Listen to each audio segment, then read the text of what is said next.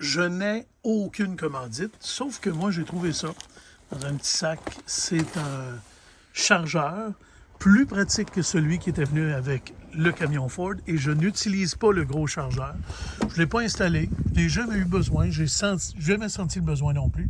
Donc, une simple prise de 220 comme ça. On branche celui-là. Je ne partagerai pas les liens dans la description, mais essayez d'en trouver des comme ça.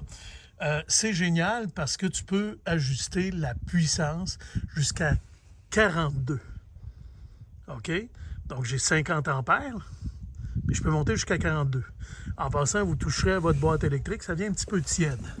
Alors, c'est ça, il y a une bonne longueur, à peu près 15 pieds, et c'est avec ça que je charge mon Lightning. Ça, c'est un petit élément intéressant.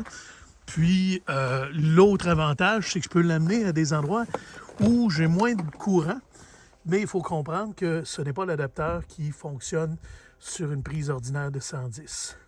Pour ceux qui en ont eu, vous remarquerez qu'ici, là, laissez pas de neige là-dedans trop l'hiver, c'est pas une bonne idée. Puis, je vais vous montrer un dernier truc dans cette courte vidéo-là. Je ne sais pas si je l'ai ici. C'est ça mon truc. Puis c'est probablement pas quelque chose de recommandable, mais quand il y a eu de la glace dans les trous, puis je me suis retrouvé pas capable de charger à Saint-Jean-Port-Joli à moins 25 l'hiver l'an passé, ça, qui dégèle vite, j'ai shooté ça dans le trou, j'ai essayé de sécher, puis ça a marché. Puis c'est qu'il y a de la glace qui peut se former ou entrer là-dedans. Fait que j'en ai deux, j'en ai une presque vide. Ça m'est arrivé une fois, une utilisation. Mais quand ça vient plein de glace, c'est pas bon. Alors je vous le dis, puis il faudrait que Ford ou les concessionnaires, ou je sais pas qui, ou les magasins vendent quelque chose qui te permet de déglacer ça, ces trous-là. L'autre truc, j'ai trop de trucs dans cette vidéo, pas grave. L'autre truc, c'est celui-là. Ici, c'est le haut, je vous l'ai déjà montré d'ailleurs, F150. On appuie là, ça ne ferme pas, n'importe où. Voyez-vous, partout, ça ne fonctionne pas. Non. Sauf le haut.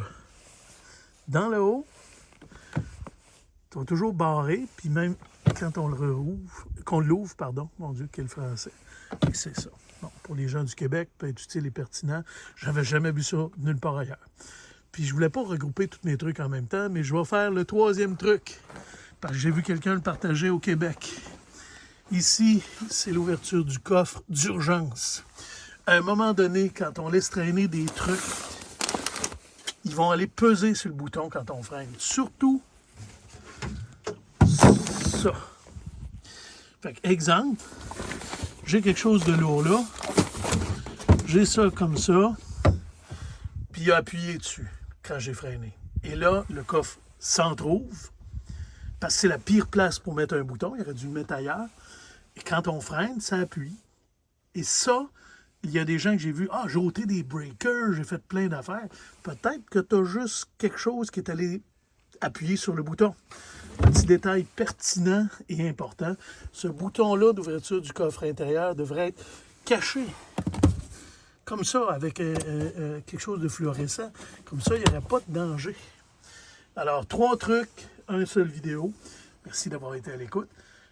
Je m'en vais à Val-d'Or. Je vais essayer de faire une vidéo là-dessus. Aller en Abitibi, en plein hiver. On va voir ce que ça va donner.